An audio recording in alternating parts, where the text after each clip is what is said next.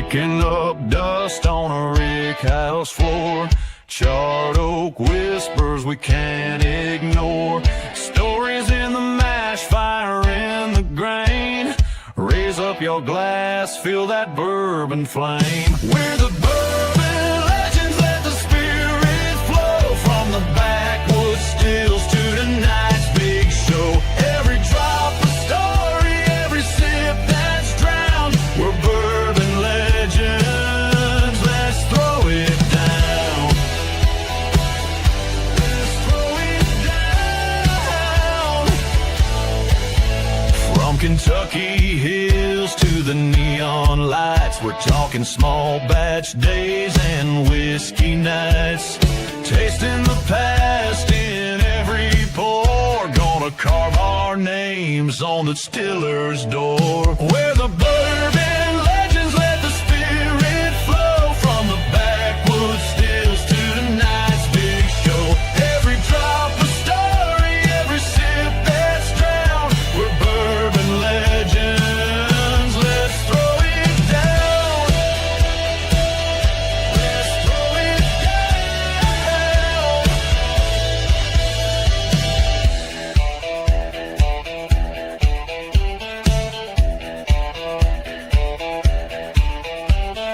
Raise 'em high, feel the fire. Clinking glasses, lifting higher. One more toast to the ones before and the legends we're making forevermore. We're the bourbon legends, let the spirit flow. From the rick house walls to your front row. Every drop a story, every sip a crown. We're bourbon legends, come gather round.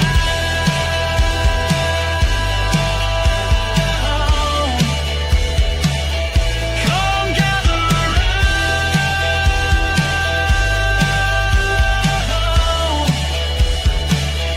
Come gather round.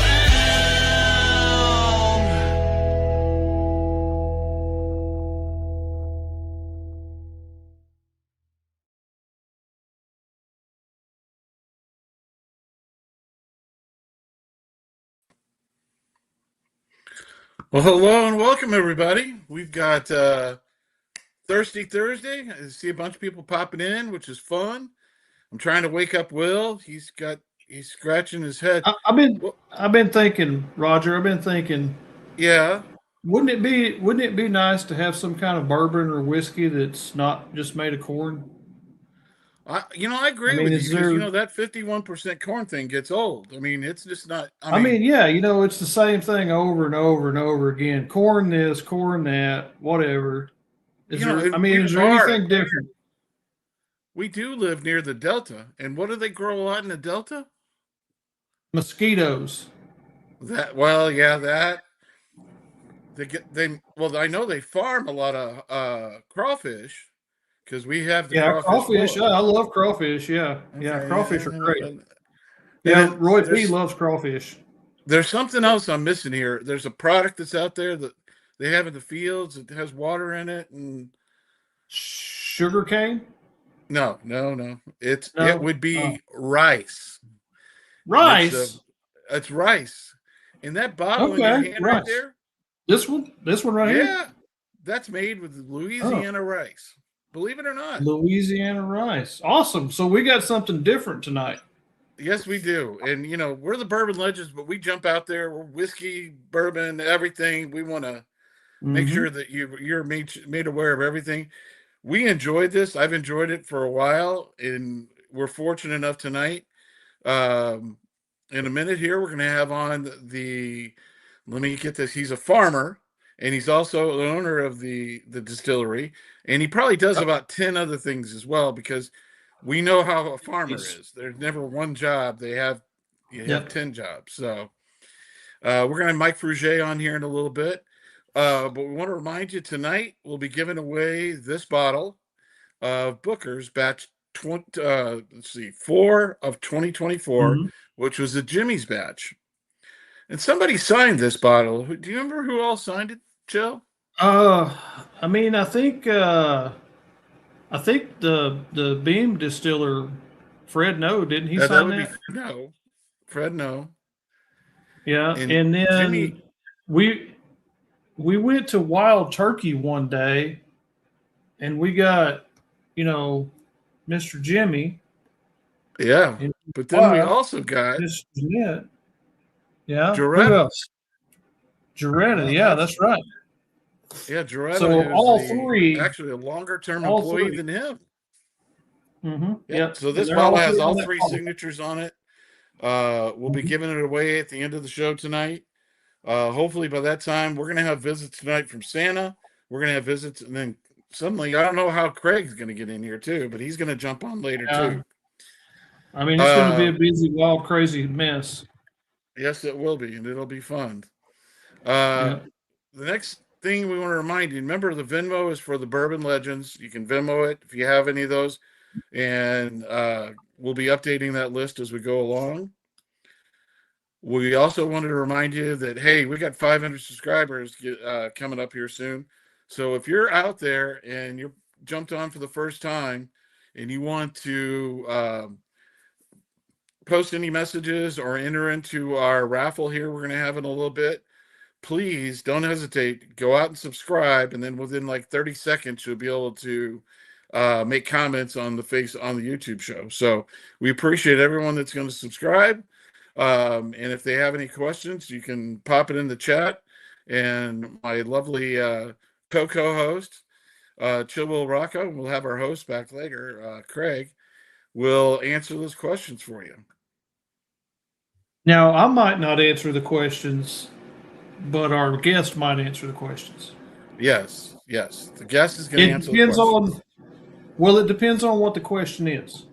Yeah. So Well, I mean, I love AI now because it made up this nice little sign. It says, "Welcome, Mike FRUGE," and I think I have that said correctly. And he's with JT Meleck Distillery down in Louis, and they make Louisiana rice, whiskey, and vodka. So, without hesitation, let me get the stage pulled up. Let me get everybody added.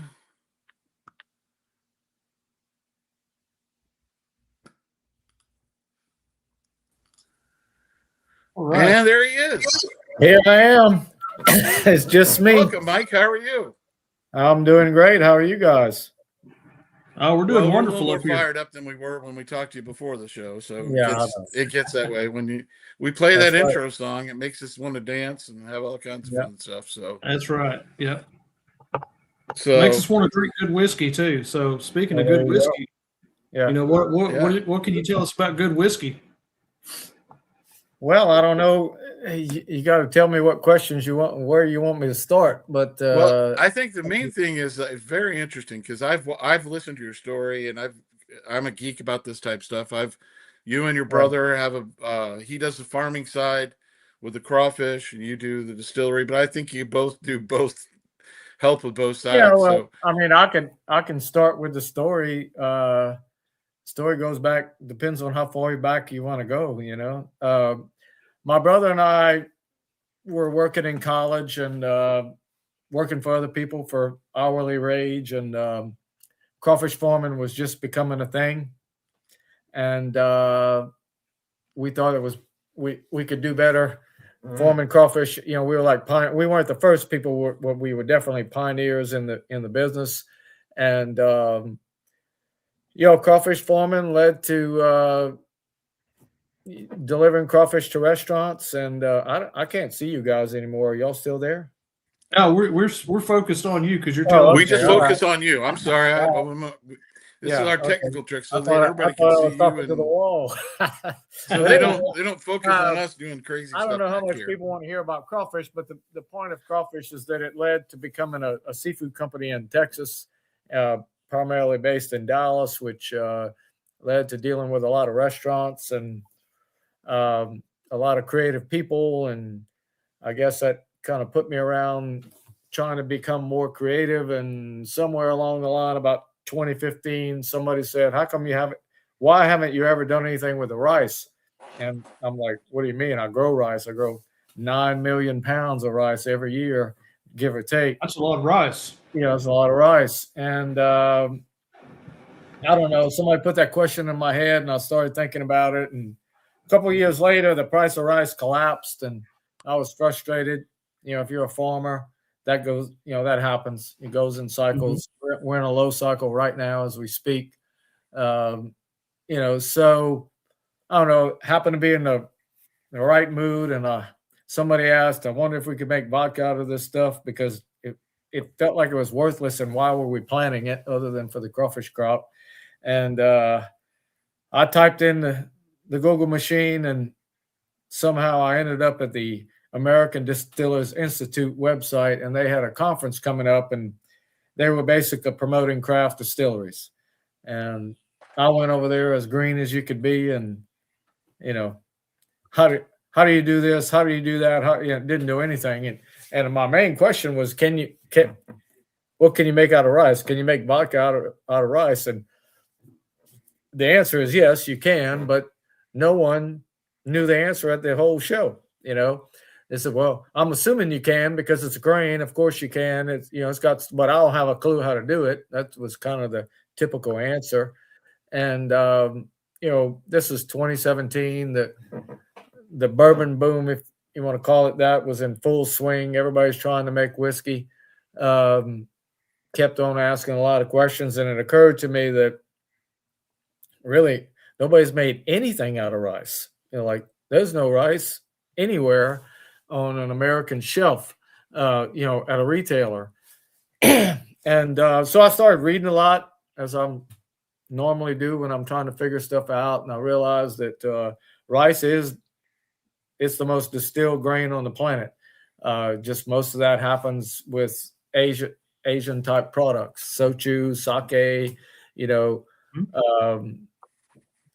there's all kinds of little small villages that have their own blend of one of those things. And I'm not an expert on that by any means. There's styles of whiskey in India, made out of rice. And but there was certainly no commercial brand. I think they had one guy in New Orleans that I found that had made a small amount of rice whiskey. Maybe somebody, I don't remember, but Jim Beam had done some experimental stuff with brown rice, but there was definitely no successful brand. Why did I think I could do it? I have no idea. That was kind of, looking back on it, I can't answer that question. What else you going to do with all the rice that's laying around, right? Well, we sell the rice. We sell the rice commercially like every other farm does, but. Well, yeah, but during that time you had a downturn. The market was down. Right. The market was down, but, so we started making vodka and turned out to be really good. We released it to the market in 2018. It was practically an overnight success. It just took off. I don't think it was just because it was local, because our sales just started trending up. They trended up for 18 months straight, nonstop until COVID hit. And so we were not a household name, but we were definitely on to something. And when I saw that, I kind of doubled down on the whiskey, and we started, we had made some experimental whiskey, but we weren't like all in on the whiskey. And when the vodka took off like that, I said, well, I realized, started adding 5 years to everything. And it's going to be 5 years before we know if the experimental stuff is any good, and 5 more years to make some commercial stuff. And then, hell, I'm going to be 70 years old. I'm going to be, past retirement by the time we make the first whiskey. So we just kind of went all in. We made, 100 barrels or so that first year, and then 150 and progressively. And then, the hardest thing about whiskey is selling it. Everybody that's in the business knows that marketing is the biggest thing. We like having our niche because we're, I call our product, even though we have the Louisiana on the label, we're branding the state because I thought that was important as well. that's kind of goes along with the crawfish farming. Everywhere we go to do a crawfish boil. If we're out of state, we're celebrities. If we're in Lafayette, we're just a hard help.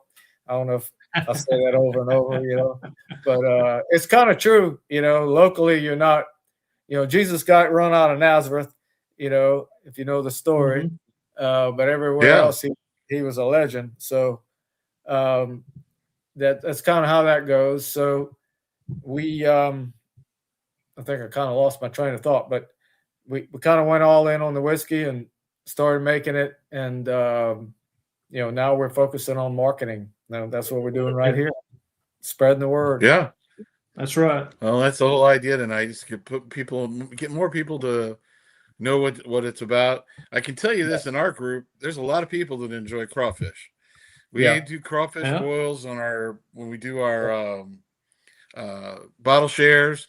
We have, a couple of people, Roy P. and a few others, that go down, and he boils it up, and so does Craig. Craig just about every night is boiling up crawfish during the summer, and makes it kind of fun. But the main thing, with whiskey, vodka is one thing, because it's distilled spirit, distillant. But to make the whiskey, you have to, and is it 100% rice, or do you have any barley in there? And I know everybody asks this question, but how do you get it to convert? Well, we do our conversion with liquid enzymes. I didn't even know what that was. Remember, I knew absolutely nothing. So when people were saying, do you want to put any other grain in there?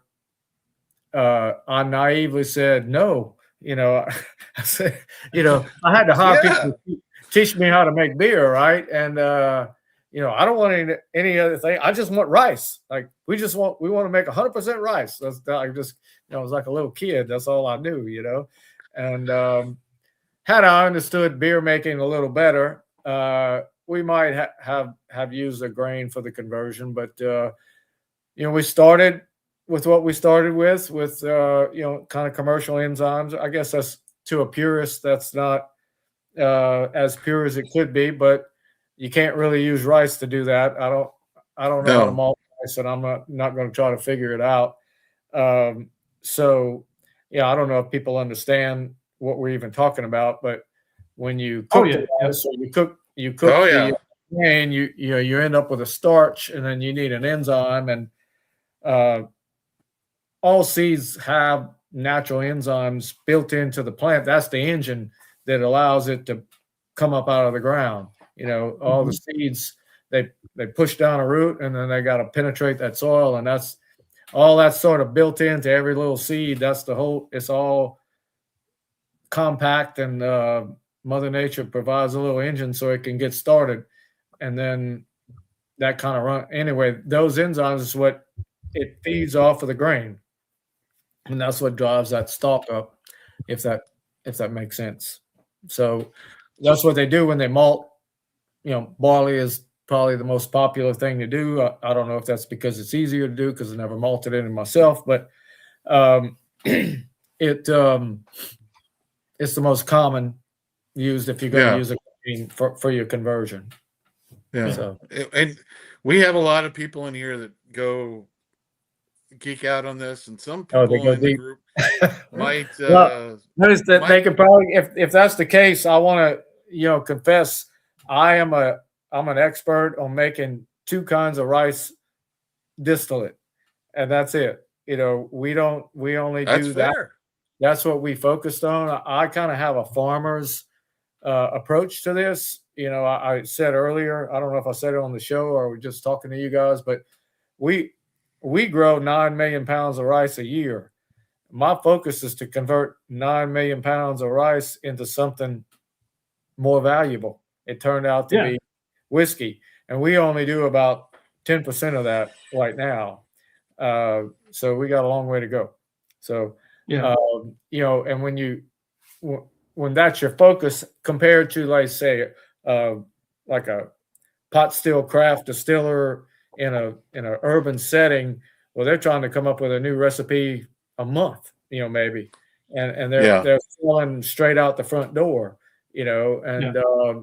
That's what they do. They're always making new stuff.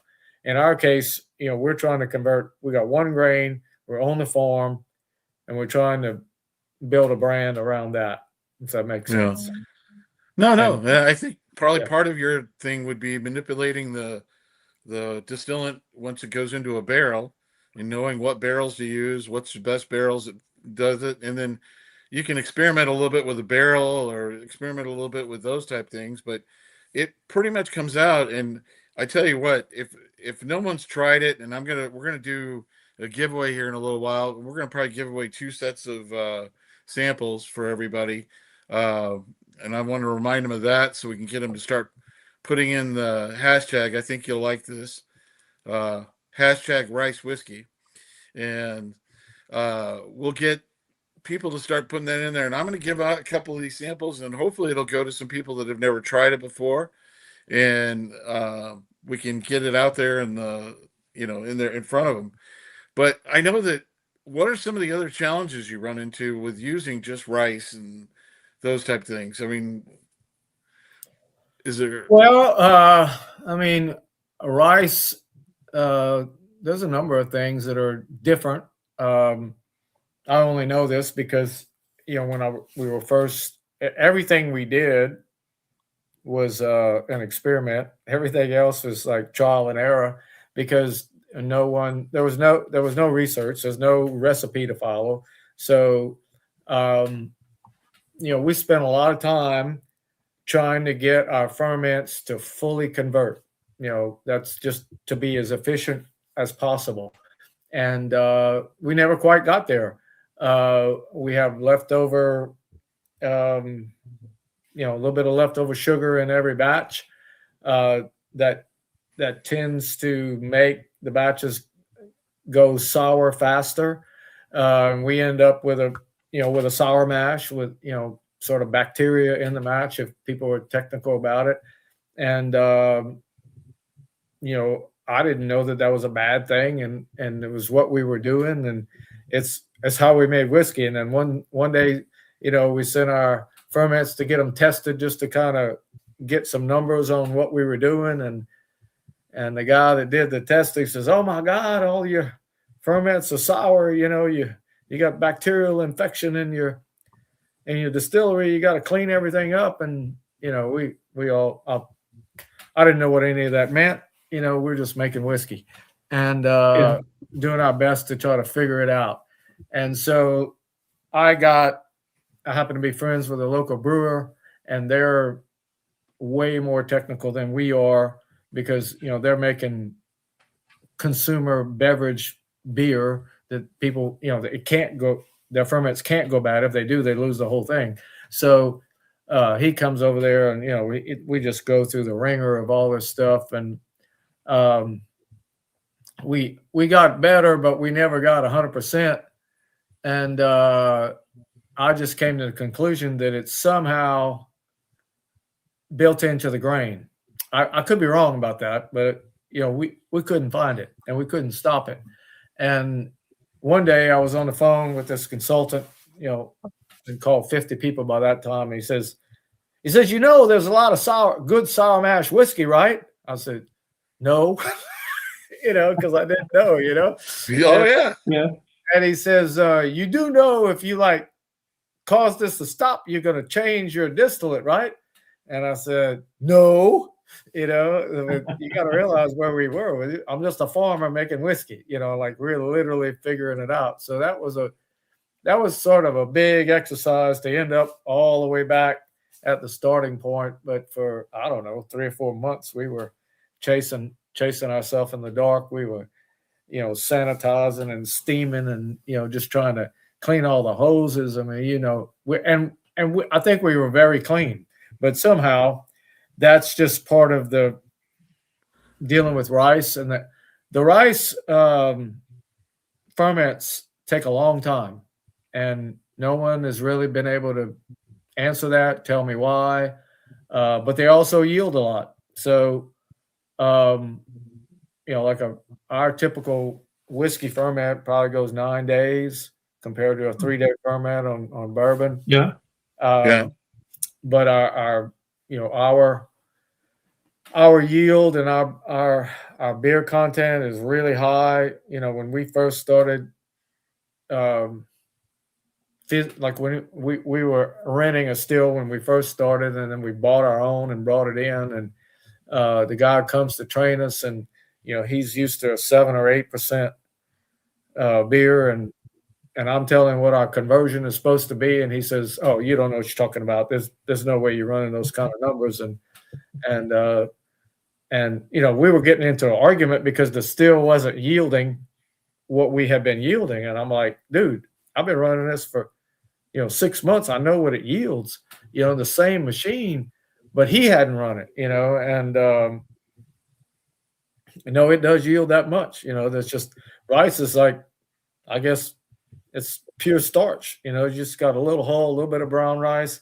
I mean, a little bit of bran, and the rest of it's just starch. So all that's converting to the alcohol. That's converting. We could probably cut back on the physical amount of grain that goes into each ferment, and someday we'll probably try to dial that in. But you got to realize I had a really good distillate, and we all agreed we liked it. I had a lot of good advice along the way, and one of my key mentors is Dave Shirk at I don't know if y'all know who that is, but Dave Shirk was the original general manager at Woodford when they were originally. Yeah.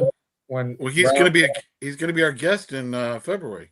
Okay, so Dave is kind of he didn't help me develop the ferment, but he helped me fix a lot of problems in the distillery, and more than anything, he just calmed me down. Because when you're experiencing all these new problems daily, and you never had them before, you don't know if the building's about to burn down or whatever, I called. You could spend a lot of money you can go broke spending money on consultants, and most of them don't really have your best interest at heart. And Dave was different, and he almost became like a second father to me, over the course of calling him weekly on what to do. And he's the one who told me, "You got a good clean distillate, don't touch it." That was the words he used.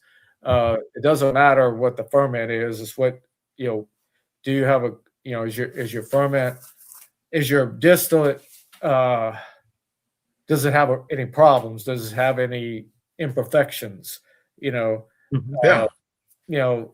It's, and I didn't, it's, when I first called him, everybody else wanted to get a sample of the whiskey. Now the whiskey was very young, like 6 months old.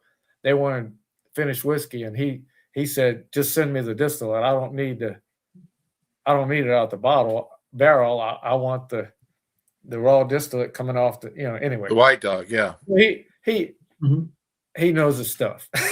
Yeah. So, oh, he does. Yeah. We met him at Whiskey Thief here when we all were there back in, was that September? Will? October.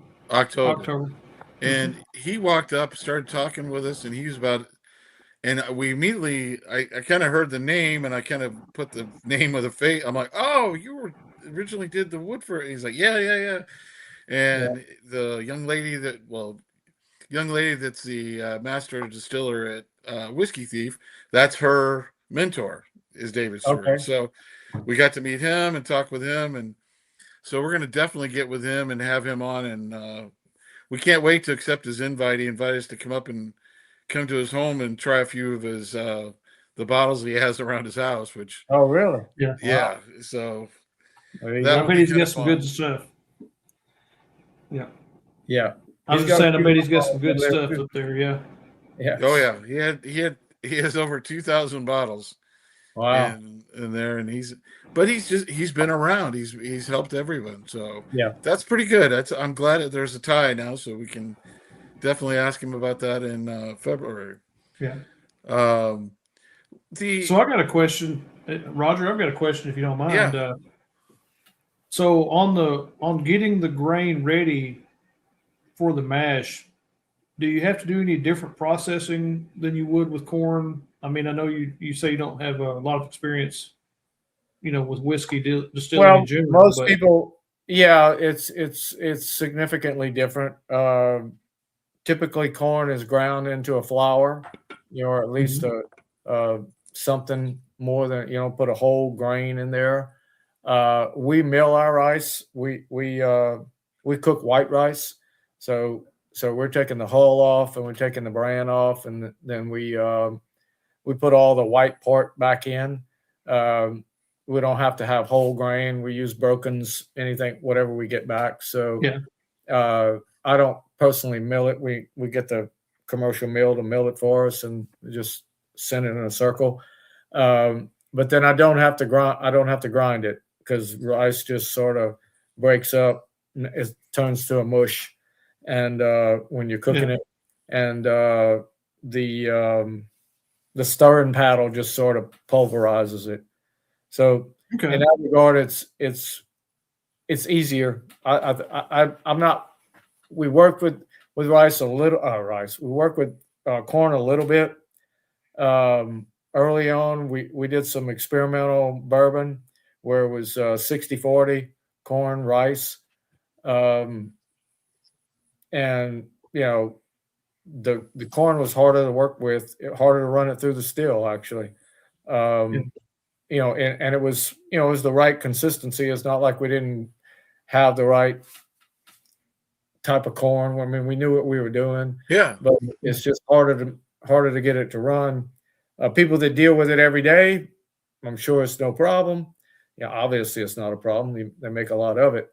But for us, the rice was actually physically easier to work with. So kind of lucky in that regard. So, just to go back to your mash, just a clarifying point, we've got a question in the comments. So it is technically sour mash then, what you're making. I guess technically that's what someone would call it. Like we don't call it that. We don't call it anything. It's just a rice ferment, I guess technically it's not a sour mash because a true sour mash, and again, don't anybody start fussing at me because I'm not a sour mash corn guy, but as I understand sour mash, they save a little bit from the previous mash, and it's like sourdough. You add keep it back. and the reason they're doing that is because there's the bacteria that they've created.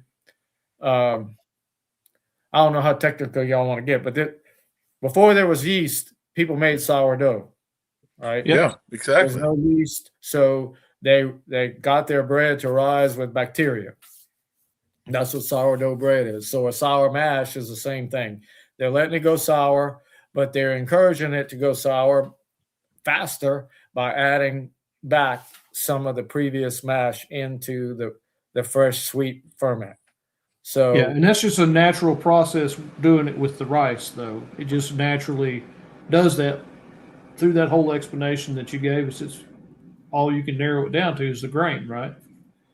Yeah, well, somehow the bacteria is getting into our ferments and still does to this day.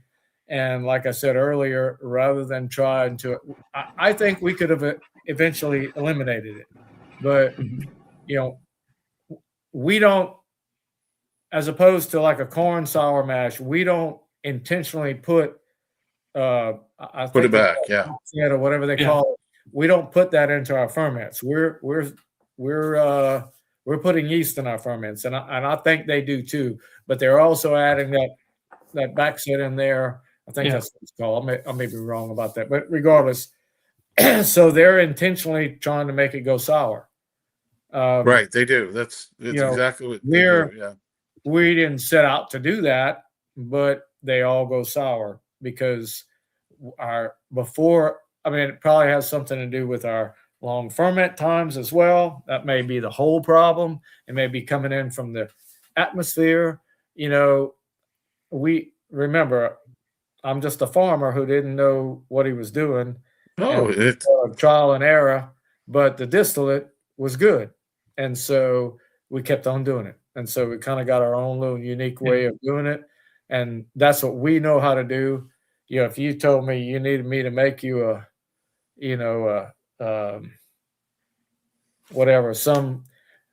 mash bill with rye and corn and make you some special whiskey on a contract, we wouldn't know where to start. That's just not what we do.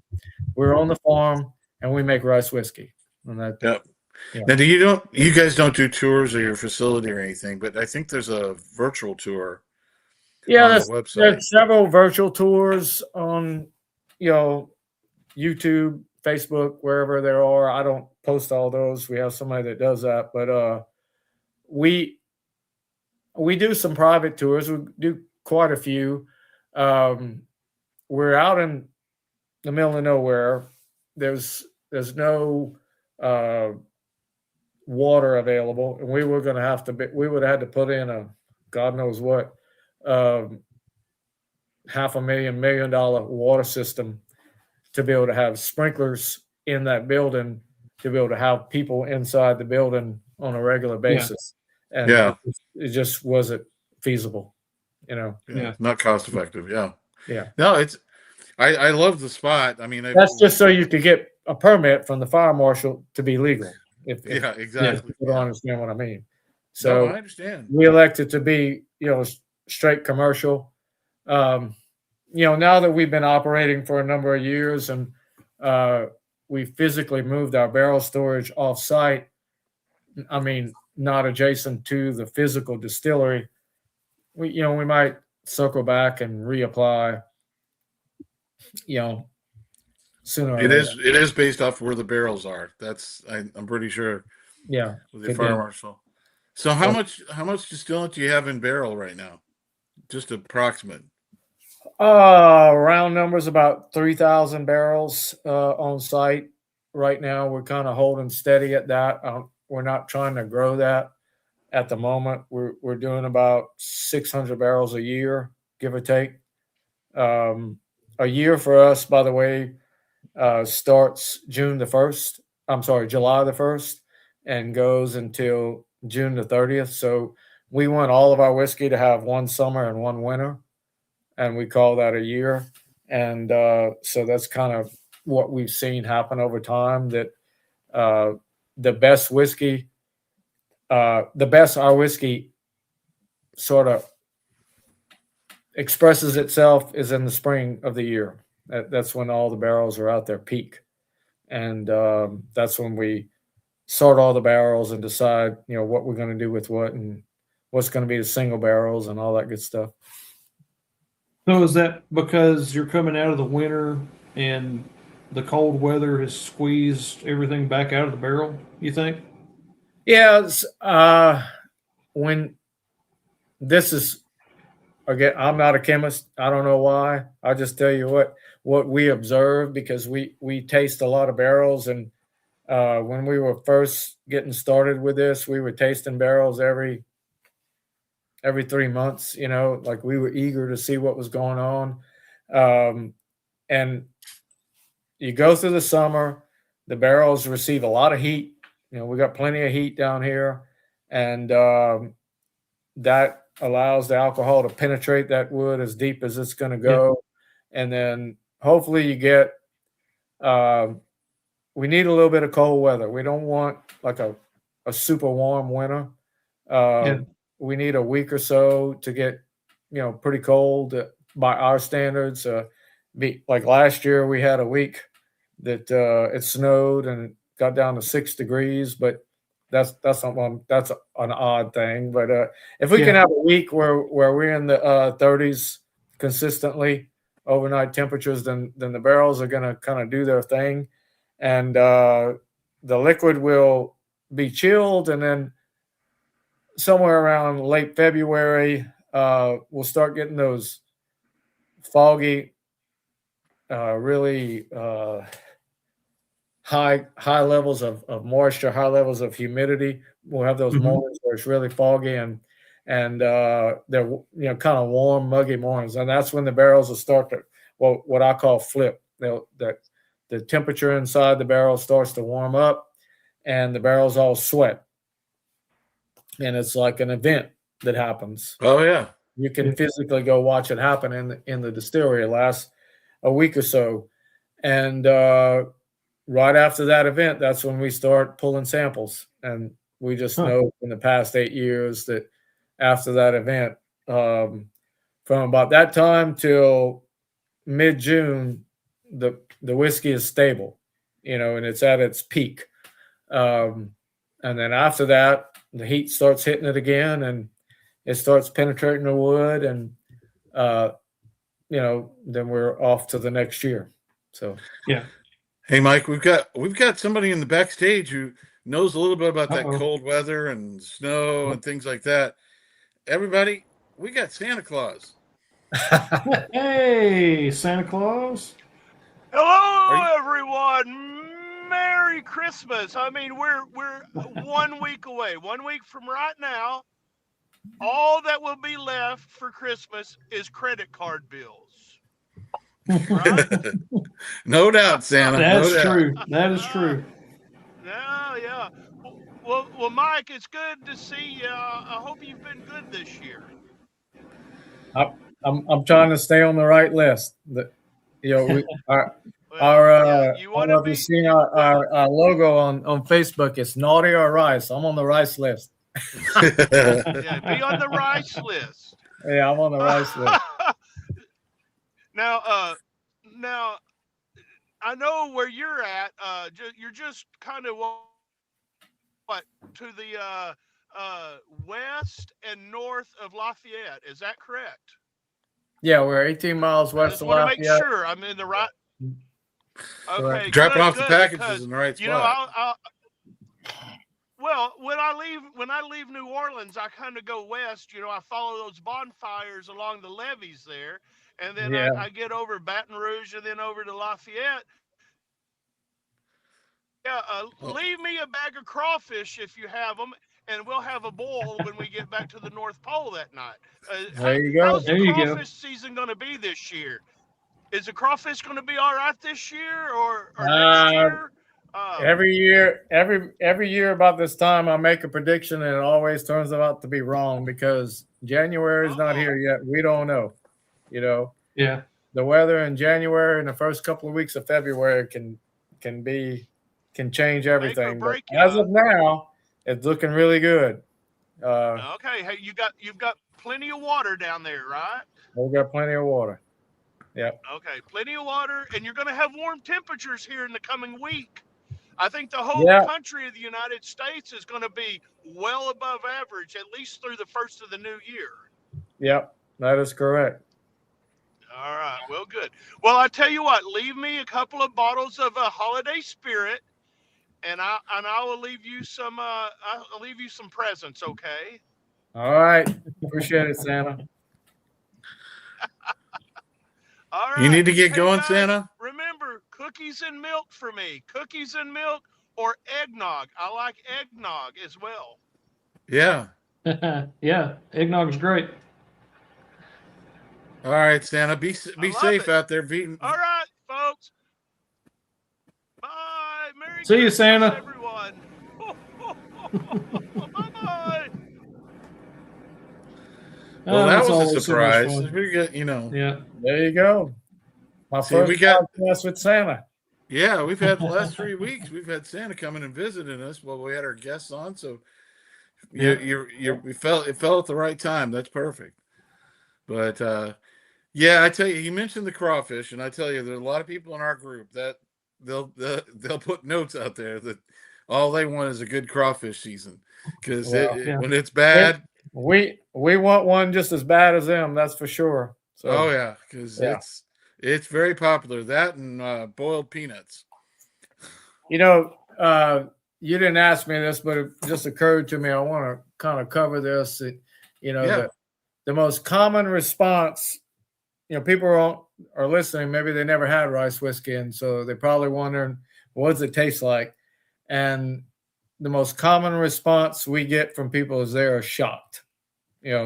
That's my new term for describing what our whiskey tastes like. The people are shocked in a good way. Like, wait, they can't believe that it's that good. We have a challenge I always put out there. Take your best bourbon, and I'm not kidding when I tell you this, and do a blind with 3 other of your favorite bourbons and put our whiskey up there with your friends. Don't tell them what it is and just blind them, and don't say, hey, can you pick out the rice, because they're going to, then just say, what do you think about this?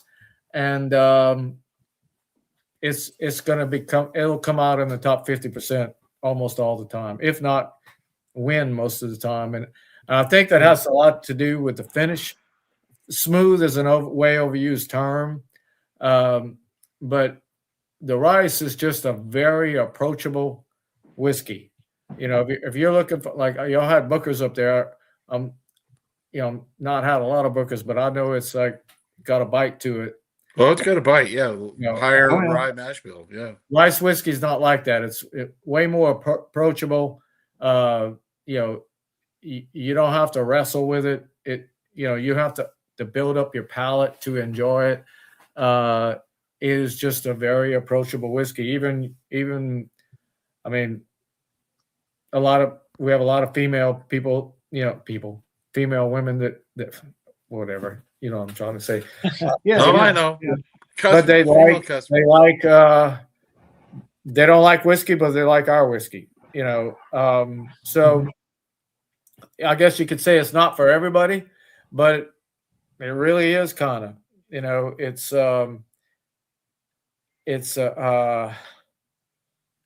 just a very, I'm trying to learn to describe this better. Like, we've been really working on this and thinking about the right words to use to try to describe it better. But it's like a spicy bourbon. So Yeah. blended bourbon with rye, that's kind of, and you're having some right now, right? So I don't know. Yeah. And that's what I was yeah. going to explain. You've got a lot of different variety you can choose from.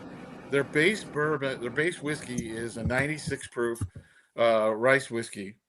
That's their base distillant. And then they do a small batch of the 118 proof, which has got a little more proof to it, things like that, and everything like that. And then they do single barrels throughout the year. The one I happen to have right now is the Boot, which was a Arkansas, Louisiana. Oh, there it is, the bottle right there.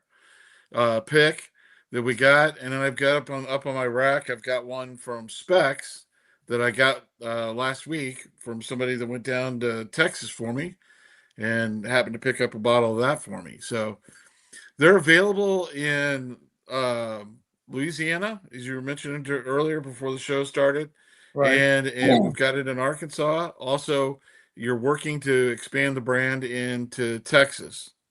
Correct. And then you also have it available. Do you have an online retailer too? We're with Bourbon Outfitters. We don't control that. They're a retailer. They buy from us. We can't tell them how to handle it or what to carry. But most of the time they have most of the product. There are some barrel picks that run through there. Most of those are private barrel picks, I guess you could say. But every once in a while, he has a few bottles that he puts on the website available. But in Texas, we have fairly good distribution. If you have listeners that are there, we do, yeah. Many, if not most, or all of the Specs. There's this small chain in East Texas called Solly's. We're in many, or if not most of those. Some of the goodies up in North Texas and the Dallas area have us. It's a slow process to get people coming on, and I don't have I'm not the distributor, so it's hard to get that data. And I just dropped the Bourbon Outfitters link for your products in the chat, so everybody can check that out. Yeah. Yeah, and I'll tell you, the website has got a lot of information on it. Your website does a really good job of that. The other thing I'll admit to you, following your social media, I've learned so much through the process of doing that. And I think with you coming on there and doing some of the explanations, and then I know one of the bottles that Craig was going to ask you about is, and everybody, once they get on down that rabbit hole, because I'm already in there, is he's producing a bottle. It's a red labeled bottle that he's doing for the Rice Water Cool. Facebook group. Yeah. And It's hard to explain what new things are, because even though you explain it, people don't hear what you say, because you got to explain it over and over. What is it?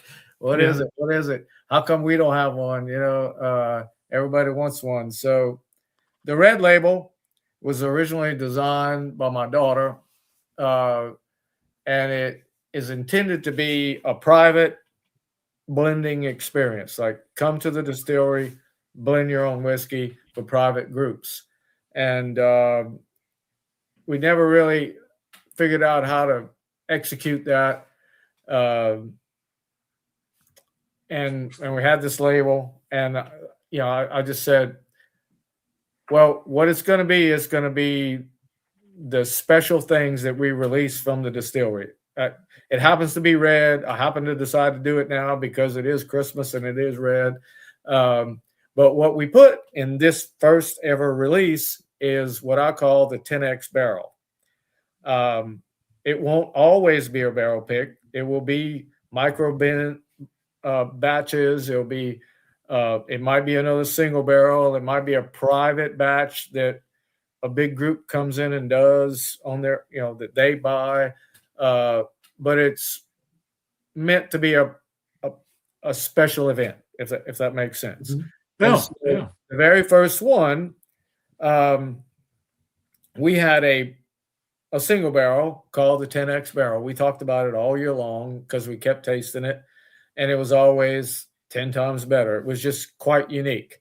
Not necessarily our regular profile, but we thought it was very good. And we're looking forward to releasing that as a distillery-only product that people could have pre-ordered online. And when we went to dump the barrel, it was a really short barrel. And you really don't know that till you pick it up and weigh it. And we thought we were going to get 50 bottles. So I said, well, go ahead and fill them.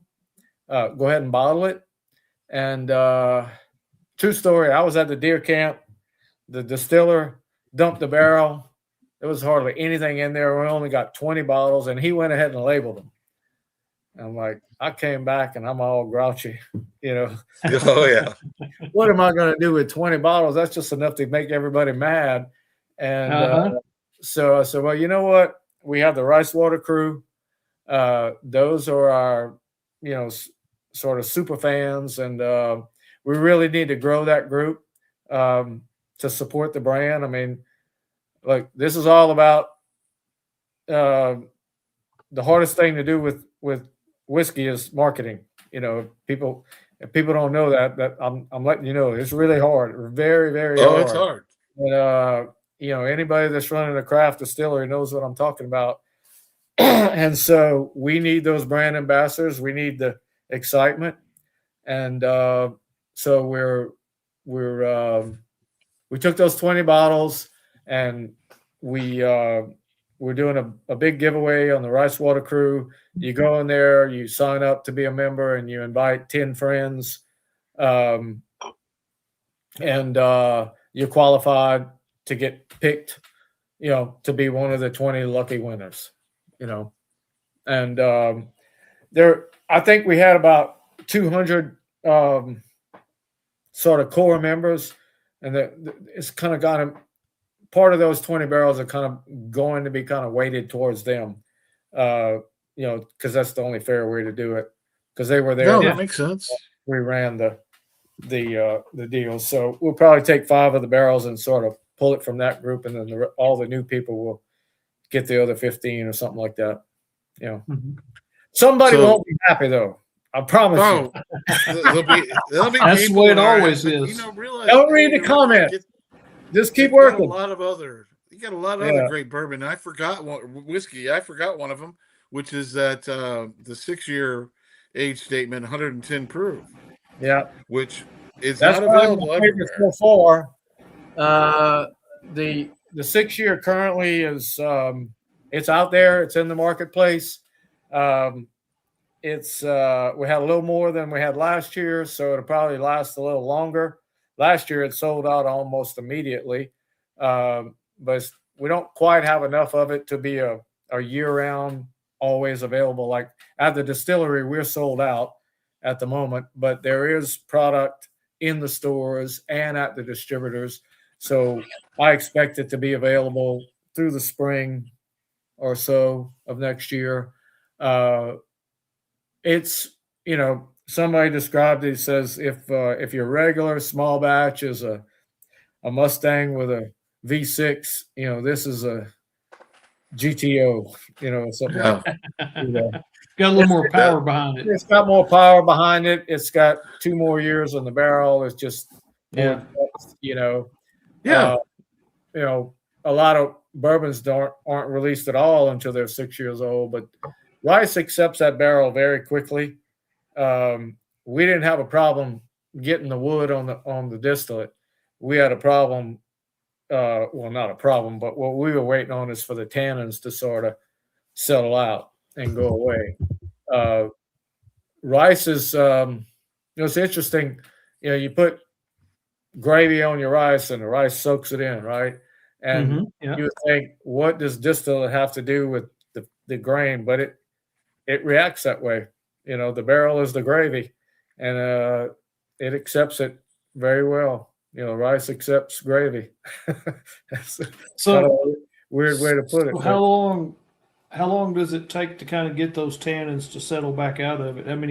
How much time do you normally? In year 2, it's absolutely horrible, and that's when I had my worst phone call with Dave that I told you all about earlier. Year 2, I was in full-blown panic. This stuff is absolutely terrible. It's undrinkable. Your mouth would pucker up like it was terrible. Anyway, probably somewhere late year number 3, they start it kind of, well into year 3. We could have released it as a 3-year-old, and we decided not to. We decided to go a full 4 years. The actual whiskey, is you don't dump the barrels all on one day. So No. of a year, your 4-year-old whiskey is probably approaching 4.5 years old on average, I would guess. But the 6-year, as an example, is 6.5, give or take. And we'll probably almost certainly have an 8-year next year. I'm pretty excited to. Heard it here first, folks. Anxious to taste that in the spring, because I have some original 30-gallon barrels that we'll put our very first original sort of commercial run whiskey. We filled 30-gallon barrels with them because at the time, a lot of craft distillers were doing that. Garrison Brothers still does that, I'm pretty sure. All of their stuff is in 30-gallon barrels, and the thinking behind that at the time was that it's going to age faster. It also gives you a much bolder whiskey, much more bolder. I don't know if that's not proper English, but anyway. But when I went to buy my second batch of 30-gallon barrels, I was buying my barrels from a guy in Missouri, and they were a family-run business, and this guy had a real thick hillbilly accent, and he says, he's yelling at me on the phone, calling me stupid, for buying what the hell I want to do with a 30-gallon barrel, because he didn't want to make them. 53s are the standard, and so anyway, we converted to the standard barrels, and but anyway, we had that sort of test run, and we've had 2 releases off of that. The Founders Edition, which was, I think we only had 100 cases of that, and then last year we did the Legacy Edition. I don't remember how many we had, but they were both very popular. I didn't think we'd ever do any more 30-gallon. We may do some more, because the point to this story is I just tasted some 8-year-old 30-gallon that is absolutely shocking. I mean, it's like, I didn't think you could. I thought the heat would get to it. I didn't think we could go that long in Louisiana. in that barrel. Well, I was very, very pleased with this high proof that I was sipping on earlier, and it's just 4+ years. Yeah. But just the nose is wonderful on it. You get a whole lot of butterscotch, and you know the palate's great. The proof point is right. And that kind of leads me into another question. Gandy Road is wanting to know how the proof goes. Does it go up as it gets older? And I'm curious, what proof do you put the distillate in the barrel, and then what are you seeing it come off of the barrels after it's set there aging? You know, do you normally see the proof go up or down? I don't know the answer to that. I mean, I know what it does, but we don't know why it does it. But we see it go in both directions. The guy, It's on a year. Yeah. And I don't. Sometimes you lose water, and sometimes you lose alcohol. I don't know why that is, but we definitely see our barrels do that.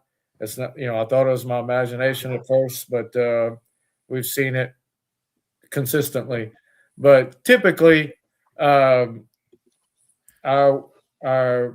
barrels are coming off in the 120s, give or take. But we have some that are lower. That's why the high proof is called high proof and not. If I were relaunching it right now, I'd call it cask strength, and I would make it a sort of a batch grade proof. It was at the time we were trying to be efficient. It was just easier to deal with TTB and all that, because otherwise we'd have had to file a label every time you release a batch. But I may actually go retro on that and start doing everything or it'll be a different label. 118 was the proof that we knew we could consistently hit all the time as the max proof that we could hit. So, like, what I mean by that is that, like, we might have some cask strength batches that would be 121 and as high as 127, but we knew we could at least do 118, if that makes sense. Yeah, no, that makes sense. It does. Yeah. So Craig's joined us, and I don't know. You look kind of festive there, Craig, with those suspenders on and all that, and you got a picture in the background. Well, I mean, yeah, yeah. I see the man in the background. Oh, by the way, Mike. By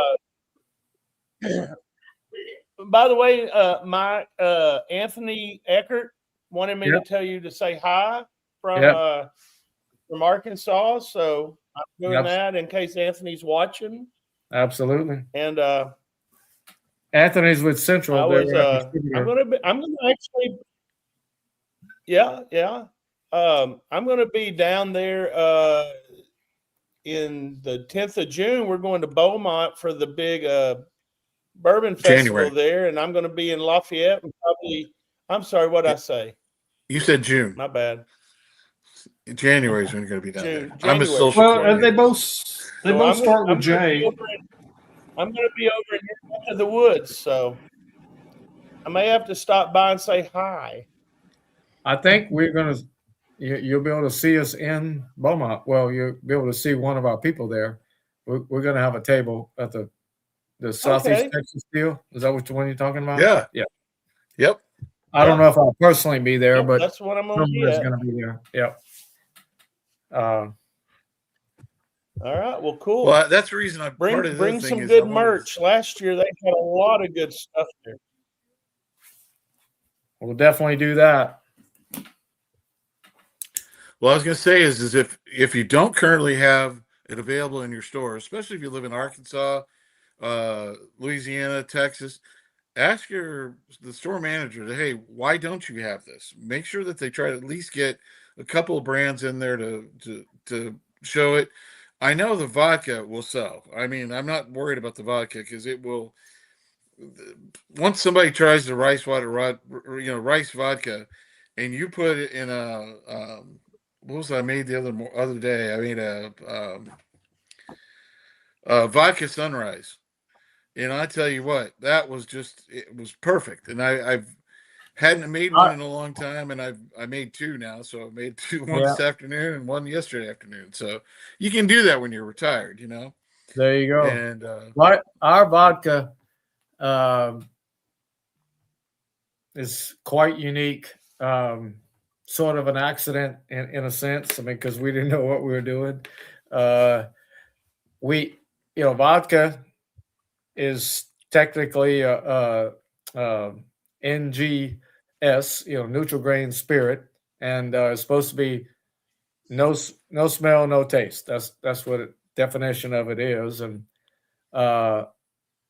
most vodka, at least commercially made vodka in the States, has a taste, and people try to cover it up in a drink. That's kind of the way that now some sipping vodka coming out of Europe, which I'm not an expert on, but some of it's very good, I'm told. And ours, because I didn't know it had to be so neutral, we left the essence of the grain on the spirit. Like we could have kept running it through the still and running it harder to drive up, the purity of it. But we crossed 190 and that's it. We had to be at 190 and we're there. So we pull it off the still, and it's just naturally sweet. And rice has a lot of oil apparently, and it makes a very soft palate, and just a great sipping or mixing. It does anything you want it to do. it You does, put yeah. some citrus, and it's just like amazing. I'm gonna have to try that. I'm gonna have to try that out for sure. Yeah. My wife loves the vodka. Well, thank you. I wanted to point this out. We get this question. I just launched I don't know how long it'll go, but hopefully it'll turn into something. But we launched this thing. It's not a podcast. It's more of a little question of the week thing, and we're calling it obsessively authentic. I kind of coined that term a couple of years back because farmers are that way. You have to do everything yourself or it doesn't count. It's kind of how my grandfather was. If you don't understand, like, what time did you got up? Well, I got up earlier than you. That's where you been while we've been working. That's kind of how it was, and still is. On the farm, but people ask us all the time, "Do y'all really make this?" They used to ask us if we even make it at all, and now they ask us, "Do you actually make it in branch?" And I guess you could get into a long argument with somebody because they probably think you're sourcing it, and if people understand what I mean by that, but like you can't source rice whiskey, like it doesn't exist. So yes, we are obsessively authentic, and I fill the first barrel myself on the farm. We make it all right there in the middle of nowhere, by the way, in Branch, Louisiana. We have 2 stills now on site in our building. It's nondescript. It's a gray metal building. We said earlier, we don't have a tasting room. We don't have tours, if you will. And that was just a decision we had to make because of fire marshal approval. We just couldn't afford to put in the water system that it would have required. But I think I'm going to circle back and take another look at that.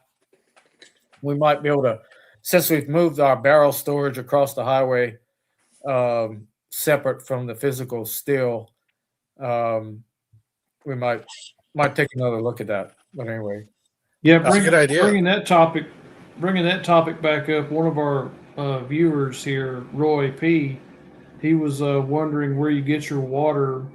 He loves crawfish so much, so I'm thinking he's hoping that you get it out of crawfish ponds.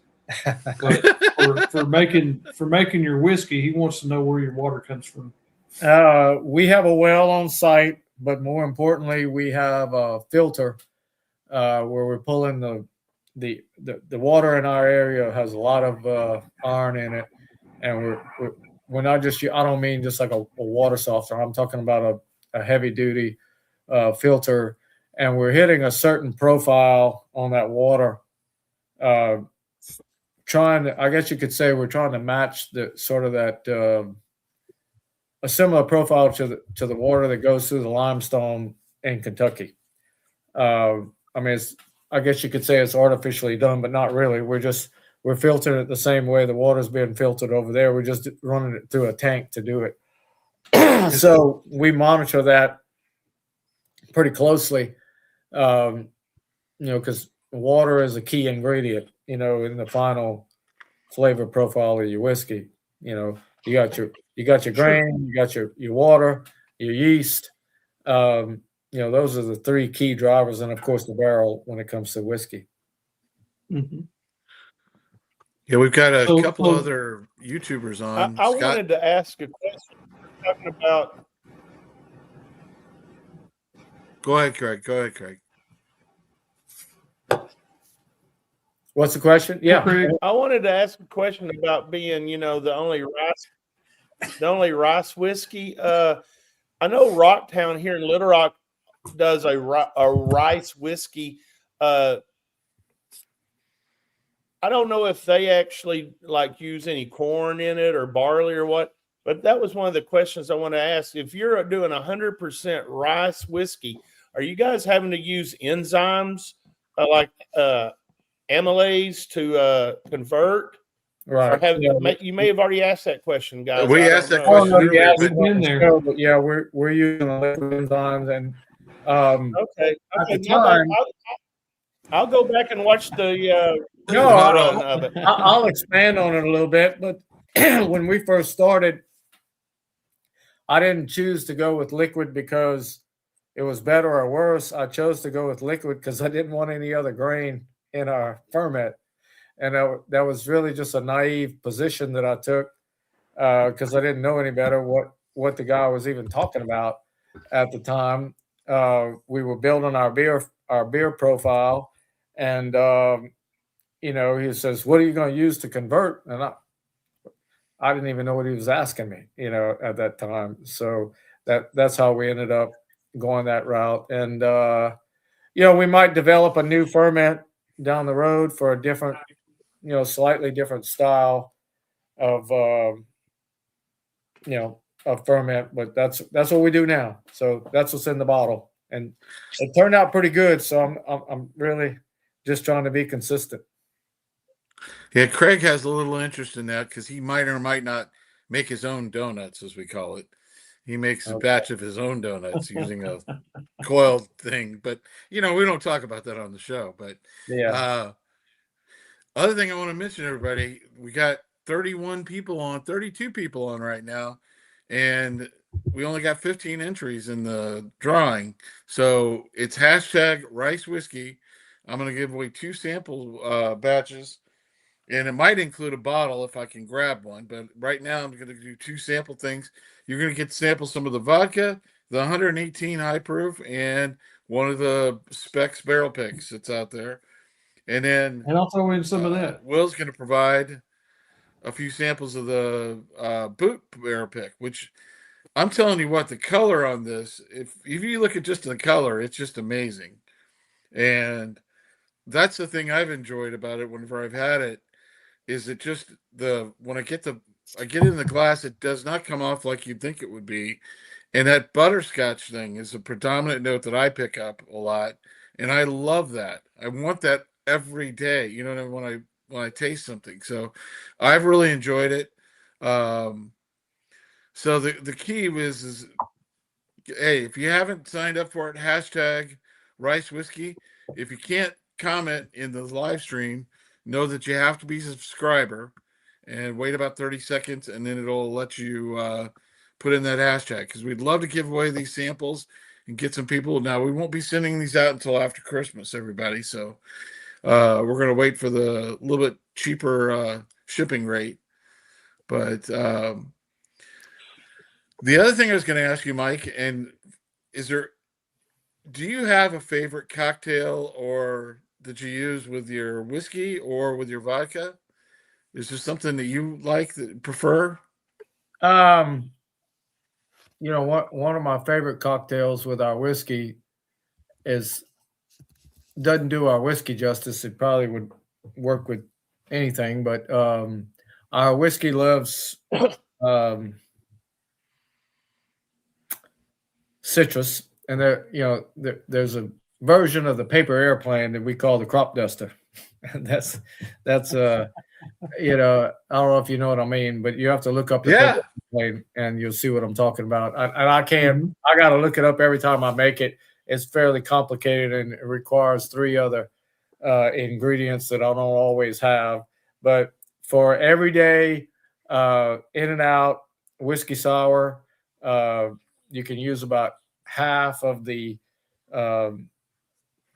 simple syrup that you might normally use on your whiskey. By the way, you can use that as a rule of thumb with our whiskey for any cocktail, whether it be an old fashioned or whatever. If it has sugar in it, you can cut it in half. You just don't need it. A lot of the old drinks, by the way, if you research all that, the whiskey was so bad, they had to like cover it up. I'm talking about 150 years ago. But so that's why a lot of these drinks have so much sweetness in them. And there, to be fair, there's a lot of bourbon you don't need that much simple syrup either. So the whiskey sour or that paper airplane, that's probably my 2 favorites. And on the vodka, I'm a straight up martini guy. Before we did any of this, martini was my go-to drink, and I used to drink a lot of random potato vodka that I would buy at the local. I don't know if it was good or bad, but the guy told me it was good, and I liked it, and I just became a martini drinker. I don't know why. I just liked them, and I'm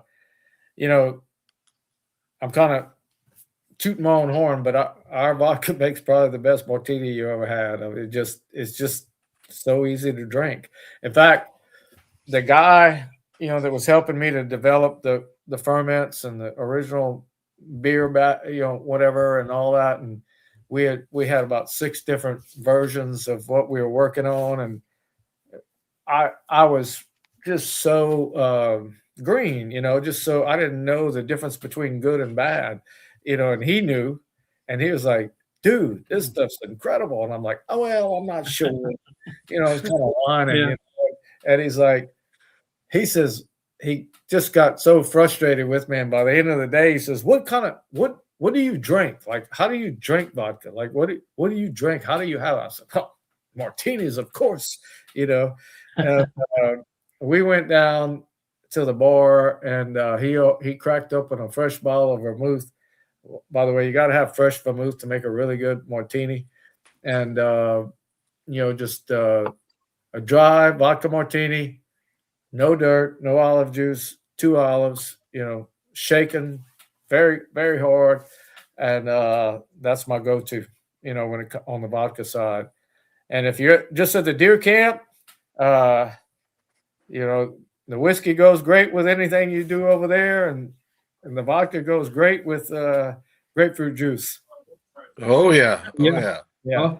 So yeah, I can't wait for my wife to get back home, and I'm gonna make her a martini when she gets back home, so she'll love that. So But we've got another question from the comments. Raging Cajuns wanting to know, when you went to the 53-gallon barrels, did you stick with one company like Kelvin or ISC, or have you got several different? And then he's got another question: are you doing any barrel finishes or different stave finishes? We have a number of different coopers. We have a number of different, I guess you could say, experiments going on right now with coopers. That was not by design. We went with the 53s, and we had one cooper at that time. Then we brought on a second one. Barrel 53 was our first original cooper. And they're the ones that built those 30-gallon barrels for us. And then we brought on a cooper out of Ohio called Speyside. And we've got some ISC, we've got some West Virginia, we've got some Kelvin. All that kind of came along right after COVID. I don't know if you're aware, but post COVID, all the big producers just like doubled down, tripled down, whatever. They bought up all the barrels.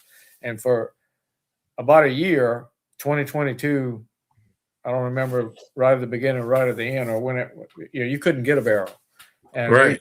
we had to beg, borrow, and steal and buy not secondhand barrels, but people were reselling barrels, jacking up the price. And so that year we bought a bunch of different barrels, and whenever we hit that lot, we're gonna have a lot of surprises, probably both good and bad, but it is what it is. Currently what we're still into our mainstay of Barrel 53, ISC, and Space Odd. Those are the three main Coopers. And for whatever reason, the Space Odd barrel makes a lighter whiskey. What I call the ISC and the Barrel 53 have more leathery notes, and the Space Odd barrels tend to be on the sort of the floral, fruity side, which actually gives us a lot of options when we're blending our batches. So if you got all of just one, it can get kind of stale, and especially on the nose, it helps you to bring out those, bring that nose forward. At least that's what I find. Yeah, no, that makes sense. Any other questions out there? I have a Craig? question. Go ahead, Craig. I have one. So, Mike, I've been going to Mardi Gras for 30 years in New Orleans. We were talking about the red label earlier. Have you ever thought about doing a purple, green, and gold barrel? I mean, a bottle label. Just say.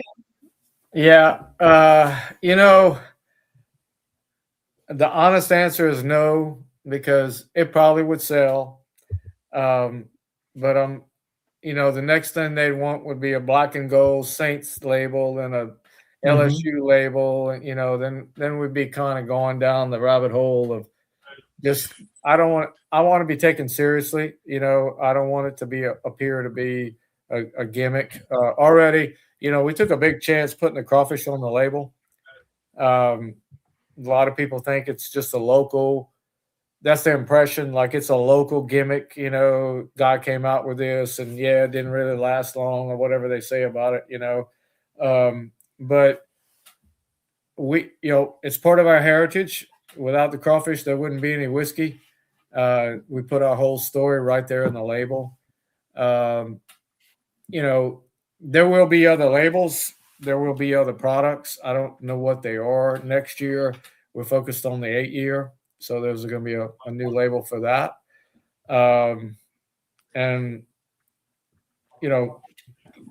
We to do the finishes and, all that sort of, when you really start dialing up the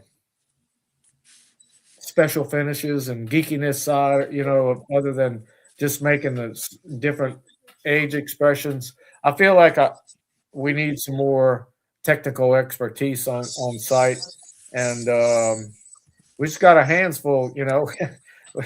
I'm doing podcasts, and we're out on the road, marketing the brand. So it's hard to do everything. So no, I understand that. And we will try to help you in any way we can. I really appreciate your time tonight, because absolutely, I know you're a farmer, and farmers have that 6 a.m. wake up call no matter what. It's clicked in your brain. We've got a few other people in our group the same way. Craig gets up 6 a.m. even if it's on a Saturday, and he can sleep in. He still gets up and goes. 5:30. You want to sleep in, but it just doesn't work. Yeah. You wake up anyway. Yeah. Well, I very much appreciated your time tonight. I think you've my pleasure. You've given us a lot of information. We'll definitely keep it going. Like you say, you're part of the Bourbon Legends crew now, so we're gonna make sure that every time we have a chance to promote, we're gonna promote.